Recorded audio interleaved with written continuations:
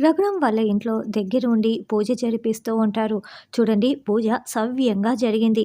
పిల్లల విజయం తథ్యం అని పూజారి గారు చెప్తుంటే అక్కడే నిలబడి ఉన్న పిల్లలు ఆద్య, జానకి చాలా చాలా సంతోషపడుతూ ఉంటారు. తర్వాత రామలక్ష్మి, శౌర్య రావటంతో రండి రండి మీకోసమే ఎదురు చూస్తున్నాను అని అనగాదేవి చెప్తుంటే రామలక్ష్మి, శౌర్య షాకింగ్గా వింటూ ఉంటారు. మీ పాపని జాయిన్ చేసిన హాస్పిటల్ నా హాస్పిటలే అని అనగాదేవి చెప్తుంటే మరింత షాకింగ్గా వింటూ ఉంటారు. పక్కనే డాక్టర్ కూడా నిలబడి ఉంటాడు.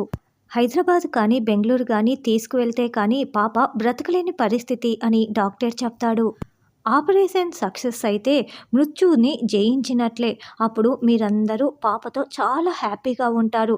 కానీ నేను మాత్రం అదే నా కూతురు ఇద్దరం ఏడుస్తూ కూర్చుంటాము. ఎందుకంటే నా కూతురు డ్యాన్స్ పోటీలో ఓడిపోతే ఏడుస్తూ కూర్చుంటుంది కదా!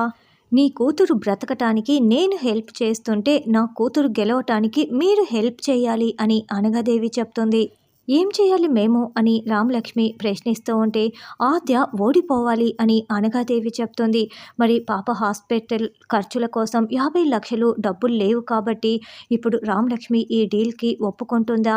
అయితే డీల్కి ఒప్పుకొని అనగాదేవికి ఎలా బుద్ధి చెప్తుందన్నది రానున్న ఎపిసోడ్లో తెలుసుకుందాం.